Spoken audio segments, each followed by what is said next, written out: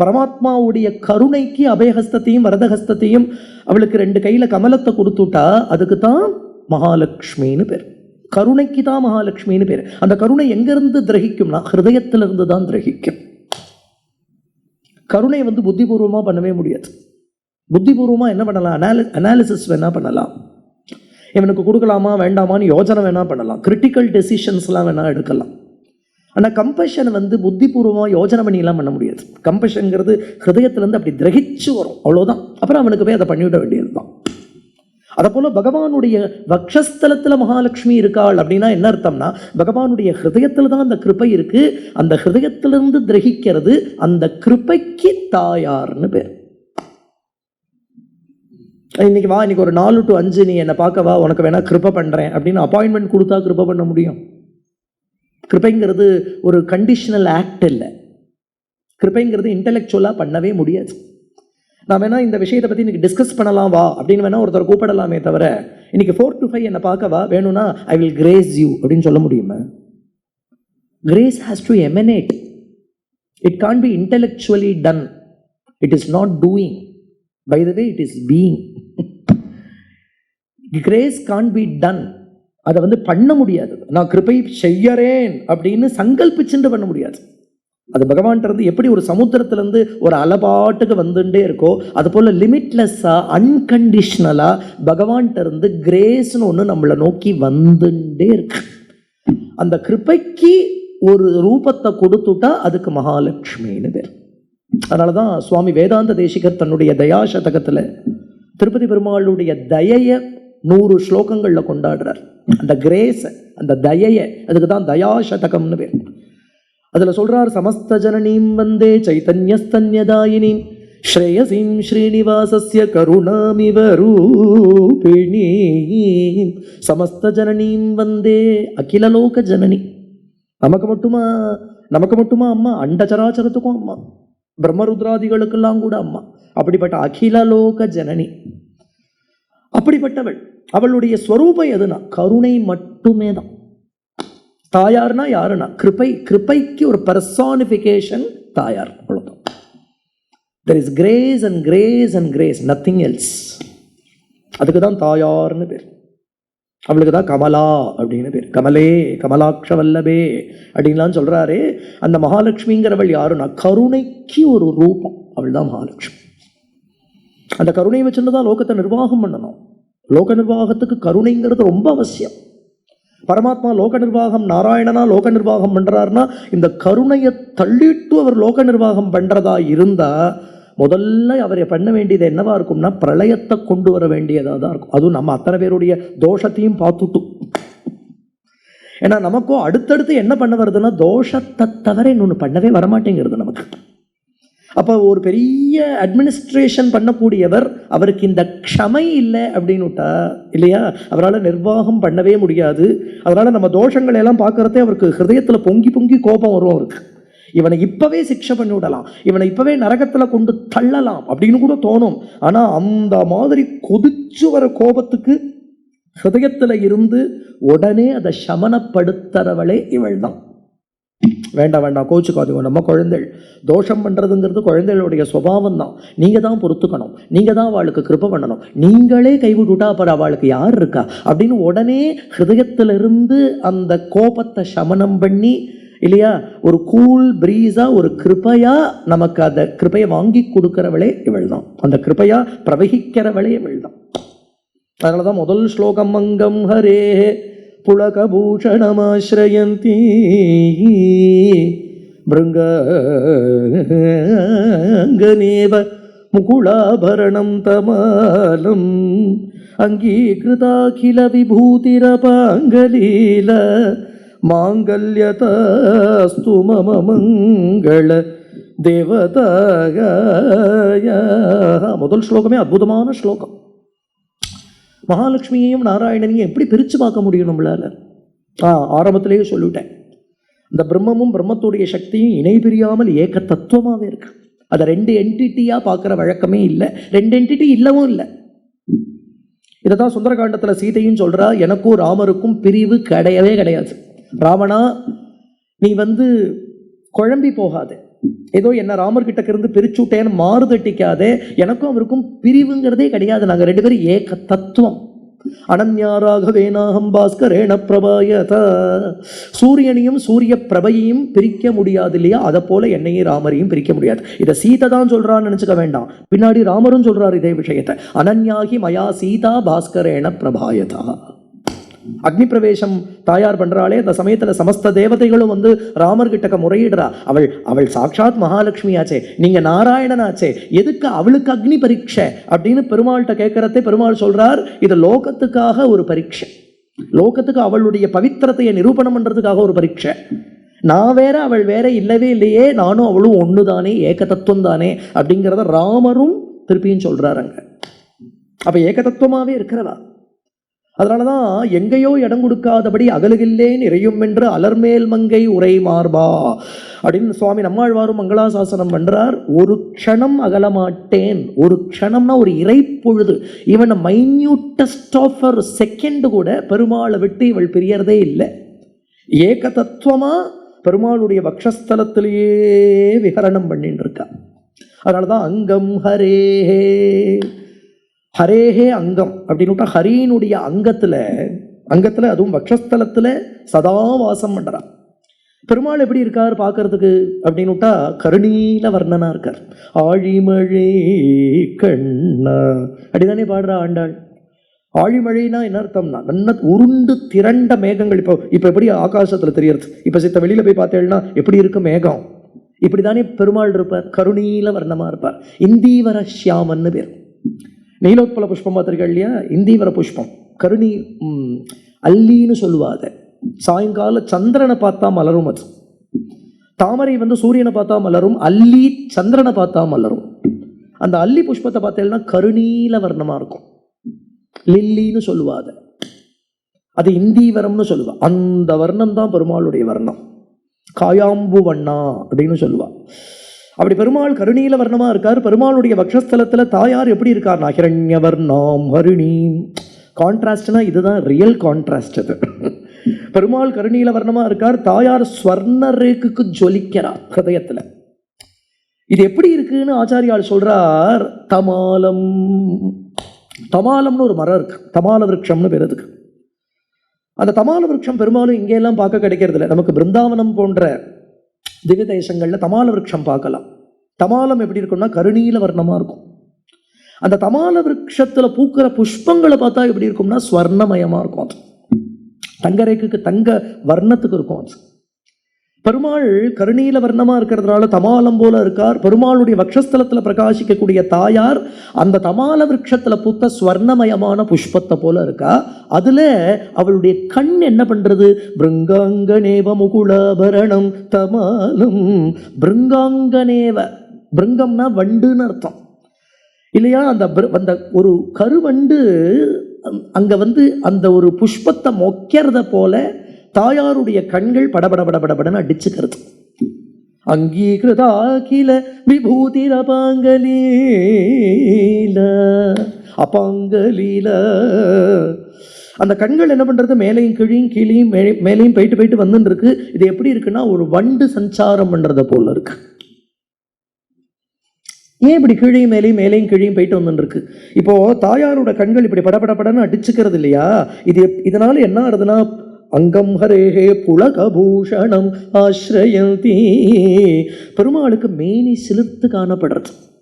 ஏன்னா யாராவது நம்மளை இப்படி குறுகுறுன்னு பண்ணினா மேனி சிலிர்க்கும் இல்லையா? தாயாருடைய கண்கள் கீழையும் மேலையும் கீழையும் போயிட்டு வந்துட்டு இருக்கிறதுனால இந்த அபாங்க லீலா, இந்த லீலையால ஒரு கருவண்டு போல அவளுடைய கண்ணுடைய இந்த சஞ்சாரத்தால பெருமாளுக்கு மேனி சிலிர்க்கிறது அடிக்கடி. அதுதான் புலகபூஷணம் ஆஸ்ரயந்தி. புலகம்னா ஹாரிபிலேஷன் அர்த்தம். எப்பவுமே பெருமாள் ஒரு எக்ஸ்ட்ரஸிலேயே இருக்காராம் இவளோட சம்சர்க்கத்தால.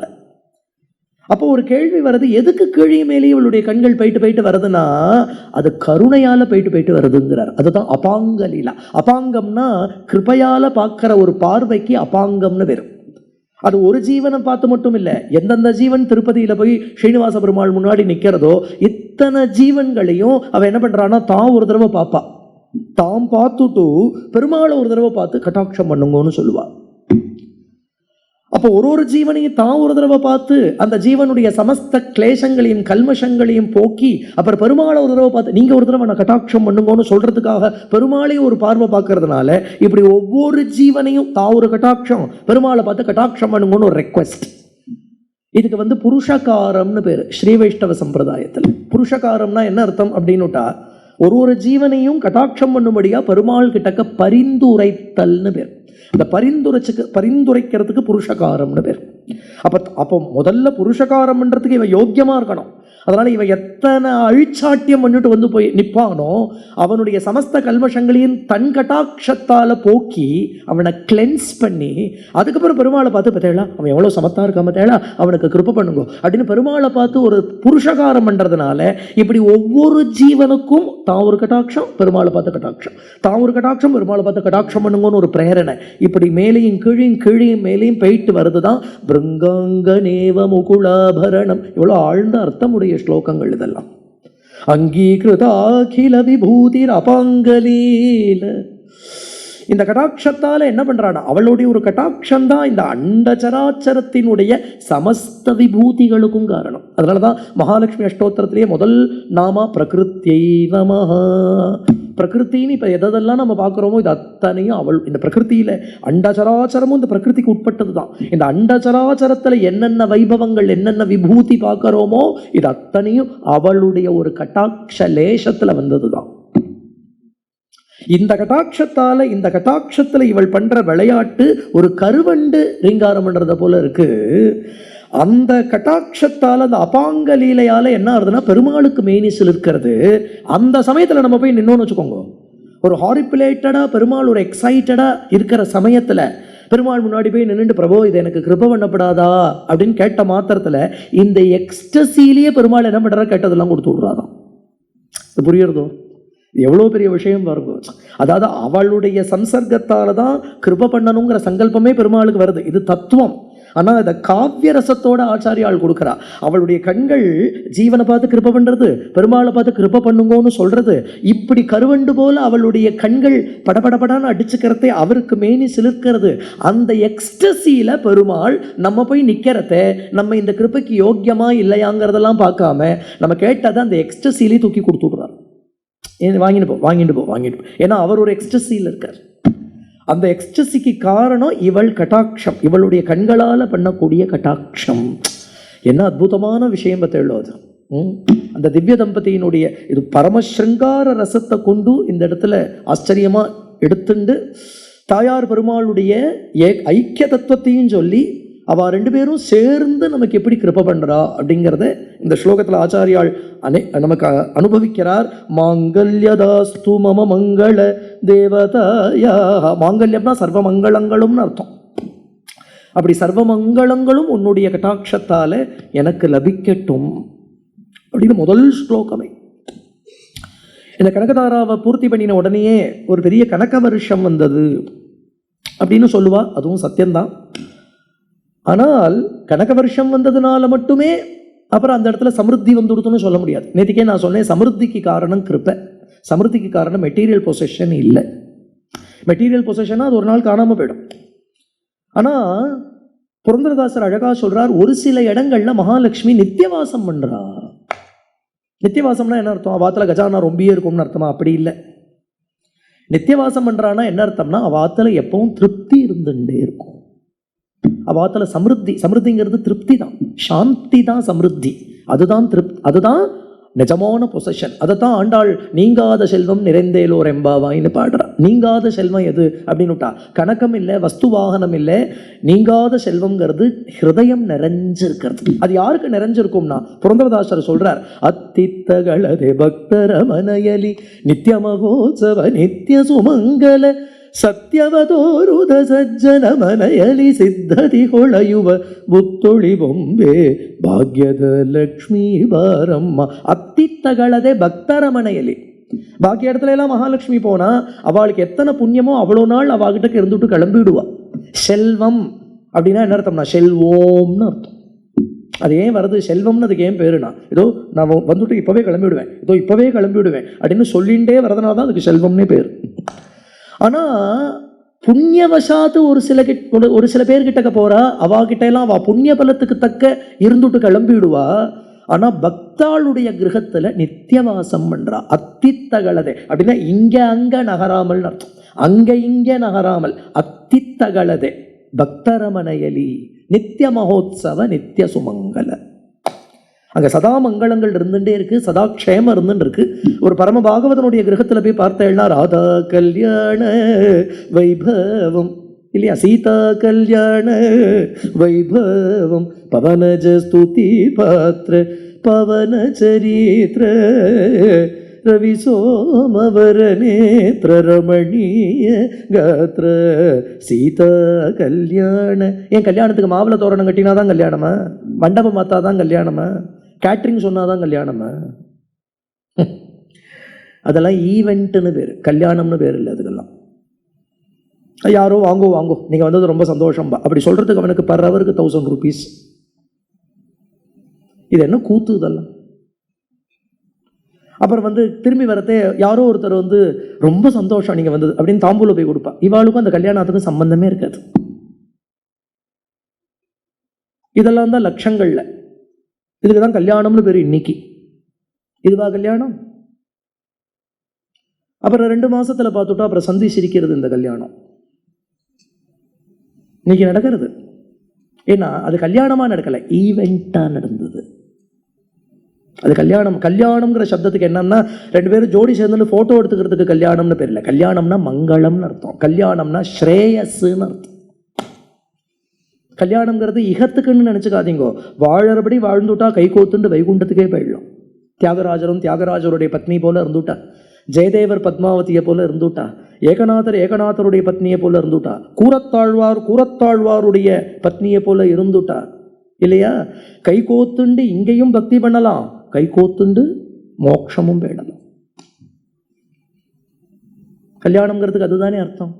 பாகவதாளத்துல இந்த திவ்ய தம்பதிய சதா இல்லையா, அவ சேர்த்து சேர்த்து சேர்த்து சேர்த்து கல்யாண அஷ்டபதி பாடுவா, கல்யாணம் பாடுவா. டோலோத்சவத்திலே கல்யாணம் தான், பிரபோதனமே கல்யாணம் தான், உஞ்சவருத்தியே கல்யாணம் தான் இல்லையா? பாராயணம், பிரவச்சனம், கீர்த்தனம், இதுதானே கல்யாணம், இதுதானே மங்களம், இதுதானே ஸ்ரேயஸ், இதுதானே க்ஷேமம். இது தினப்படி நடக்கிறது பாகவதாளத்துல இல்லையா? அதனால மகாலட்சுமி எங்க வாசம் பண்றானா? அத்தித்தகளதே பக்தரமனையலி நித்திய மகோத்சவ நித்திய சுமங்கல. இதுதான் நிஜமான மங்களம், நிஜமான ஸ்ரேயஸ். ஆச்சாரியமா இந்த ஸ்தோத்திரம் முழுக்க ஆச்சாரியால் என்ன பண்றானா மகாலட்சுமியினுடைய கட்டாட்சத்தை தான் பிரார்த்திச்சுக்கிறார். கட்டாட்சம். அடுத்த ஸ்லோகம் முக்தா முஹுர்விதததி வதனே முராரே பிரேமத்ரபா பிரணிஹிதானி கதாகதானி மாலாத்ருஷோர் மதுகரீவ மகோத்பலேயா சமே ஸ்ரீயம் திசது சாகர சம்பவாய. முக்தா முஹு விதததி வதனே முராரேஹ பிரேமத்ரபா பிரணிஹிதானி கதாகதானி. எப்படி அனுபவிக்கிறார் ஆதிசங்கரன்? சின்ன பாலசங்கரன் பண்ணின ஸ்லோகம். அவளுடைய பார்வை எப்படி இருக்கு? இது குணரத்ன கோஷம்னு ஒரு கிரந்தம் சுவாமி பராசர பட்டர் அருளி செய்தது. இன்னைக்கு கொஞ்சம் ஸ்ரீவைஷ்ணவ கிரந்தங்களையும் எடுத்துட்டு அனுபவிக்கணும் இன்னைக்கு. ஏன்னா அது தாயார் விஷயமா இருக்கிறதுனால எவ்வளோ பெரியவா எப்படிலாம் அனுபவிச்சிருக்கா. சுவாமி தேசிகரே கனகதாராவை போல ஸ்ரீஸ்துதின்னு ஒன்று பண்ணியிருக்கார் சுவாமி தேசிகர். அதுவும் காஞ்சிபுரத்தில் இருக்கக்கூடிய பெருந்தேவி தாயார் மேல பண்ணின கிரந்தம் அது. இங்க எப்படி ஒரு கனகதாரா வந்ததோ அதை போல அங்க ஒரு கனகதாரா வந்தது. சுவாமி தேசிகன் ஒரு சமயம் காஞ்சிபுரத்தில் தாயாரை சேவிச்சுட்டு இருக்கக்கூடிய சமயத்தில் ஒரு வேத பிராமணர், ஒரு பிரம்மச்சாரி தாயார்கிட்ட பிரார்த்திச்சுருக்கா, தனக்கு கல்யாணம் நடக்கணுமே, அதுக்குண்டான திரவியம் தன்கிட்டக்க இல்லையே அப்படின்னு பெருந்தேவி தாயாரை பிரார்த்திச்சுட்டு இருக்கக்கூடிய சமயத்தில் சுவாமி தேசிகன் எழுந்தருளி இருந்தாருங்க. இவனுடைய குறையை கேட்டார். உடனே அவர் ஹிருதயத்திலேருந்து இப்போ எப்படி ஆச்சாரியாளுக்கு ஒரு கிருப்பை கிரகிச்சதோ அதை போல சுவாமி தேசிகனுக்கு ஒரு கிருப்பை ஹிருதயத்திலேருந்து கிரகிச்சது. அது ஸ்ரீ ஸ்துதிங்கிற ஸ்துதியா வந்தது. ரொம்ப ஆச்சரியமானது அந்த ஸ்ரீஸ்துதி. ஸ்ரீஸ்துதியில சுவாமி தேசிகன் அற்புதமாக தாயாரை இந்த இடத்துல ஸ்தோத்திரம் பண்றார். தாயாரை பார்த்து இப்படியே சொல்லிட்டு வரார். எப்பேற்பட்டவள் தாயார், எப்பேற்பட்டவள் பெருந்தேவி தாயார். மானாதீத பிரதித விபவாம் மங்களம் மங்களானாம் வக்ஷபீடீம் மதுவிஜயினோ பூஷயந்தீம் ஸ்வகத்ய பிரத்யக்ஷானுஸ்ரவிக மகிமா பிரார்த்தினீனாம் பிரஜானாம் ஸ்ரேயோ மூர்த்திம் ஸ்ரீயம் அசரணஹ த்வாம் சரண்யாம் பிரபத்யே. இல்லையா? கதி இல்லாதவர்களுக்கு கதியாக இருக்கக்கூடியவளே, இத்தனை ஜீவன்களுக்கும் பெருமாளிடத்துல போய் இவ்வளோ பேருக்கும் பரிந்துரைத்து அத்தனை பேருக்கும் பெருமாளிடத்திலிருந்து சமஸ்த புருஷார்த்தங்களையும் பெற்றுக் கொடுக்கக்கூடியவளே, சமஸ்தலோக ஜனனியே, உன்னை நான் சரணாகதி பண்றேன், நீ கிருப பண்ணு அப்படின்னு ஒரு ஸ்தோத்திரம், ஸ்ரீஸ்துதின்னு பேரு. இதை பண்ணின உடனேயே பெருந்தேவி தாயார் சந்நிதியில ஒரு தங்க மழை கொட்டித்து. ஏன்னா இது யாரையோ உத்தேசித்து அவளுக்காக மட்டும் பண்ற ஸ்லோகம் நினைச்சுக்கப்படாது. அவளை உத்தேசித்து பிரபஞ்சத்துக்காகவே பண்ணியிருக்கக்கூடிய ஒரு ஸ்தோத்திரம். இந்த ஒரு சம்பவத்தை காரணமா வச்சுண்டு அவ ஹிருதயத்திலிருந்து ஈஸ்வரன் இப்படி ஒரு ஸ்தோத்திரத்தை பிரேரணை பண்ணி நமக்கு கொடுக்குறான். அதுக்கு ஏதோ ஒரு சம்பவம் இன்ஸ்டிகேட் பண்றது, அவ்வளவுதான். ஆச்சரியமான ஸ்லோகம். அதை போல குணரத்ன கோஷம்ங்கிற ஒரு கிரந்தம் ரங்கநாயகி தாயாருடைய பிரபாவத்தை சுவாமி பராசர பட்டர் பாடியிருக்கார். ஆச்சரியமான கிரந்தம் அது. அந்த ஸ்தோத்திரத்தை ஆரம்பிச்சு கொஞ்சம் ஸ்லோகங்கள்ல அவர் சொல்றார், ரங்கநாதனை பார்த்து சொல்றார். என்ன சொல்றார் அப்படின்னுட்டா, அப்பா ரங்கநாதா, நான் தாயார ஸ்தோத்திரம் பண்ண போறேன், உன்னை வச்சுண்டேன். வேதங்கள்லாம் உன்னுடைய பெருமை தான் பாடுறது, தாயாருடைய பிரபாவத்தை பேசலேன்னு நினைச்சுக்க வேண்டாம். உன்னை பேசினா அது அவளோட பிரபாவம் தான். உன்னுடைய பிரபாவமா வெளிப்படுறது எல்லாமே அவள் தான். அதனால அவளும் நீயும் வேறையே இல்லை. பிரபாவம் அப்புறம் பிரபாவசாலின்னு ரெண்டு பேர் தனியாக கிடையாது. பிரபாவசாலின்னு ஒன்றை சொல்றதுக்கு காரணமே பிரபாவமா உங்ககிட்ட எதெல்லாம் இருக்கோ அதெல்லாம் அவளே. அப்போ ஒன்றை பேசுறதே வேதம் ரகசியமா அவளைத்தான் பேசுறது. உன்னை கூட பேசிவிட முடியும், ஆனா அவளை எந்த வாக்க கொண்டு வேதம் பேசும்? அதிசூக்ஷ்மமா அவள் இருக்கிறதுனால வேதத்தாலே அவளுடைய பிரபாவத்தை இன்னதுன்னு பேச முடியல. அப்ப உன்னுடைய பிரபாவம்னு பேசப்படுறதெல்லாம் அவளுடைய பிரபாவம் தான் அப்படின்னு சொல்லிட்டு வரத்தே அவர் ஒரு வார்த்தை சொல்றார். இப்ப நான் அவளுடைய பிரபாவத்தை பேச பேச உனக்கு என்ன ஆயிடும்னா, மேனி சிலுக்கும், உன் கண்ணில் தாரதாரியா ஜலம் வரும். யாரை பார்த்து சொல்றார்? ரங்கநாதனை பார்த்து சொல்றார். ஹே பெரிய பெருமாளே ரங்கநாதா, ரங்கநாயகியினுடைய பிரபாவத்தை கேட்க கேட்க இப்ப என்ன ஆயிடும்னா, பெருமையில இல்லையா, என் தேவி அப்படிங்கிற பெருமையில இப்ப பூரிச்சு போயிடுவேனே. பூரிச்சு போனா உடம்பு பெருத்து போயிடுமா? அழகா சொல்றாரு. பூரிச்சு போனா உடம்பு பெருத்து போயிடும். இப்ப மேல ஒரு கவச்சம் போட்டிருப்பாளே உனக்கு, அந்த கவச்சம் உடஞ்சு போயிடும். ஏன்னா உன் சரீரம் பெருத்து போயிட போடுது.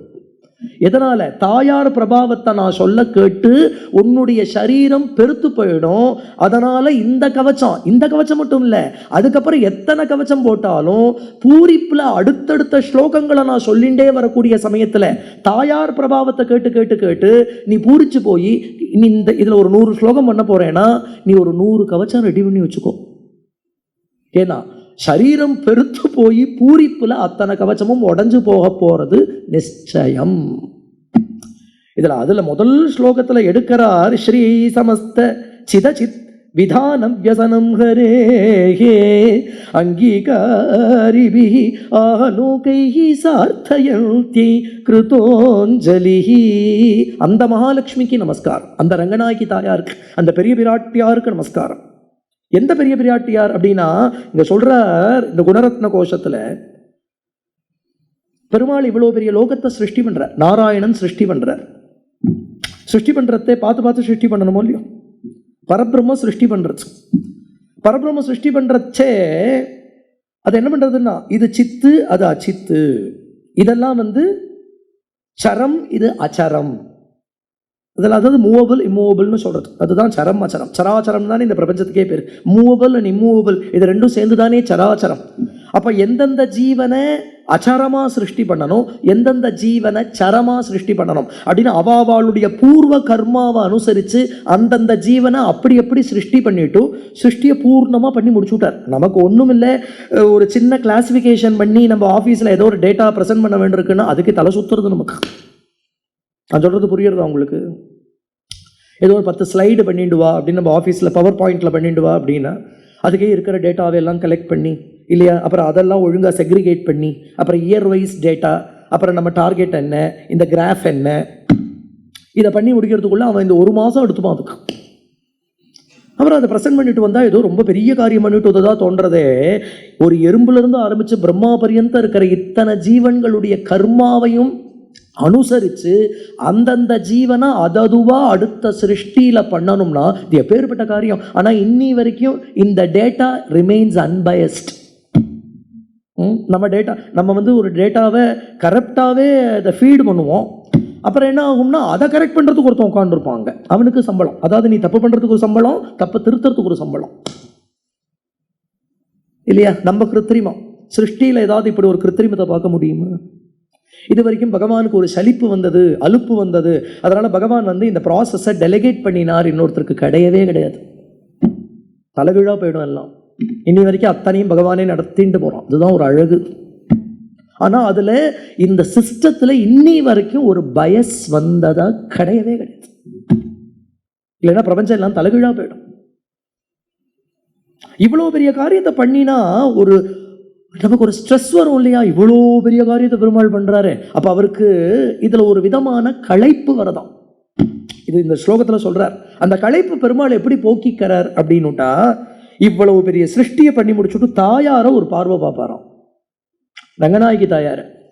அவ என்ன பண்ணுவாளாம், பெருமாளை பார்த்து இது எதுக்கு பார்க்கறாருன்னா, இவ்வளவு பெரிய சிருஷ்டி பண்ணியிருக்கேனே, நன்னா இருக்கா சிருஷ்டி பாரு, நீ பார்த்து சொல்லு. அவ என்ன பண்ணுவாளாம், நன்னா இருக்குன்னு வாயை திறந்து கூட சொல்ல மாட்டாளாம், கண்ணால ஓஹோ பேஷ் அப்படிம்பாளாம்.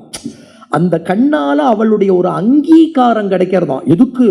சித்து அச்சித்துங்கிற இந்த சரம் அச்சரம்ங்கிற இப்பேற்பட்ட ஒரு பெரிய பிரபஞ்ச சிருஷ்டியை பண்ணினத்துக்கு பெருமாளுக்கு கிடைக்கிற ஒரு ரிவார்டு எதுனா, ரங்கநாயகி தாயார் தன் கண்ணால பண்ற ஒரு acknowledgement. S it is wonderful அப்படின்னு வாயால கூட சொல்றது இல்லை, அங்கீகாரிபிகி ஆலோகைகி, தன்னுடைய ஆலோகனத்தால ஆஹா அப்படின்னு அவள் கண்ணால பண்ற ஒரு அங்கீகாரத்துல இவ்வளவு பெரிய சிருஷ்டி பண்ணின கலப்பை பெருமாள் போக்கிக்கிறார் அப்படின்னு ஒரு ஸ்லோகம் குணரத்ன கோஷத்தில். ஸ்ரீயைஹி சமஸ்த சித்து அச்சித்து விதான வியசனம் ஹரேஹே அங்கீகாரிபி ஆலோகைஹி சார்த்தயந்தியை கிருதோஞ்சலிஹி. இப்பேற்பட்ட சிருஷ்டி சார்த்தமாச்சு அப்படின்னு பெருமாள் அந்த அவளுடைய கண்களில் அவள் காண்பிக்கிற ஒரு அங்கீகாரத்தை கொண்டு தன்னுடைய களைப்பை போக்கிக்கிறார், திருப்தி அடையறார் அப்படின்னு குணரத்ன கோஷத்தில். இதைத்தான் ஆச்சாரியால் இங்கே எடுக்கிறா. முக்தா முஹுர்விததி வதனே முரரே பிரேமத்ரபய பிரணிகித நிகதாகதானி. பெருமாள் என்ன பண்றா அப்படின்னுட்டா, அடிக்கடி தன்னுடைய முக்தமான அழகான ஒரு பார்வை, வெக்கங்கலந்த ஒரு பார்வை. முக்தம்னா அந்த பார்வையில் அழகு இருக்கு, அந்த பார்வையில் கனிவு இருக்கு, அந்த பார்வையில் இன்னசென்ஸ் இருக்கு, அந்த பார்வையில் ஒரு குழைவு இருக்கு. இத்தனையும் சேர்ந்து தான் முக்தம். அதனாலதான் ஹரிண்யை நமஹ ஹேமமாலின்யை நமஹ தனதான்யகத்யை நமஹ அப்படின்னு நம்ம அர்ச்சனை பண்ணிட்டு வரத்தே ஹரிண்யை நமஹான்னு ஒரு அர்ச்சனை. ஹரிணினா பெண்மான்னு அர்த்தம். ஆண்மானுக்கு கிருஷ்ணசாரம்னு பேர் கூட எப்படி இருக்கு பாருங்களே. ஆண்மானுக்கு கிருஷ்ணசாரம்னு பேரு, பெண்மானுக்கு ஹரிணின்னு பேர். பெண்மானுடைய கண்கள் ரொம்ப அழகு, தாயாருடைய கண்களும் அப்படியே இருக்கு. அதனால குழைந்து இருக்கு, வெக்கத்தோடு கூடினதா இருக்கு, இன்னசென்டா இருக்கு. இன்னசென்ட்னா என்னன்னா பிளமிஷ்லெஸ்ஸா இருக்குன்னு அர்த்தம். இன்னசென்டா இருக்கிற மாதிரி நடிச்சு விட முடியாது. ஒரு சில பேர் இன்னசென்டா இருக்கிற மாதிரி பார்வையை வச்சுப்பா, அதுல இருந்தே அவ அத்தனை கிருத்திரிமமா வாட்டு இருக்குன்னு நன்னா தெரியும். You can't act as if you are innocent. Innocence can't be, இன்னொரு தடவை, it is not doing, it is being. It has to emanate from your being. இன்னசென்ஸுங்கிறது ஹிருதயத்திலிருந்து பிரதிபலிக்கணும், ஹிருதயத்திலிருந்து அது அப்படி எமர்ஜ் ஆகணும். தாயாருடைய ஹிருதயத்தில் கல்மஷம் இல்லை, தாயாருடைய ஹிருதயத்தில் ஒன்று மட்டும்தான் இருக்கு. அவளுடைய இன்னர் செல்ஃப் எதால ஆயிருக்குன்னா கிருபையால மட்டும்தான் இருக்கு. கிருபையை தவிர அவளுடைய ஹிருதயத்தில் வேற எதுவுமே இல்லை. அதனால அந்த பிளமிஷ்லெஸ்னஸ் அவளோட கண்ணில் தெரியறது. அவளுக்கு அப்படிங்கிற அவளுக்குன்னு அவளுடைய பார்வைக்கு இலக்கு ஒண்ணுதான் பெருமாள். அதனால அடிக்கடி அந்த பார்வையை பெருமாள் இடத்துல செலுத்துவா, திருப்பி அந்த பார்வையை இழுத்துப்பா, திருப்பி பெருமாள் இப்படி பாப்பா, இப்படி பார்த்துப்பா, இப்படி பாப்பா, இப்படி பாப்பா, இப்படியே கதாகதானி. இதைத்தான் சொல்றார், கதானி ஆகதானி. இது தியாகராஜர் ஒரு கீர்த்தனத்தில் இதை அழகா எடுக்கிறார். அயோத்தியா சபை சபையில் ராமர் உட்காண்டிருக்கார் சிம்மாசனத்தில், பக்கத்தில் தாயார் உட்காண்டிருக்கா, பரதலட்சுமண சத்ருக்னாலாம் கூட இருக்கா. அவள்லாம் சத்திரசாமர உபசாரங்கள்லாம் பண்ணிட்டு இருக்கா. ஆஞ்சநேயர் பாத சேவை பண்ணிட்டு இருக்கார். வசிஷ்டர், வாமதேவர், ஜாபாலி, கௌதமர், சுயஜ்ஞர் முதலிய ரிஷிகள்லாம் இருக்கா. சித்தார்த்தன், சுமந்திரன், விஜயன் முதலிய மந்திரிகள்லாம் இருக்கா.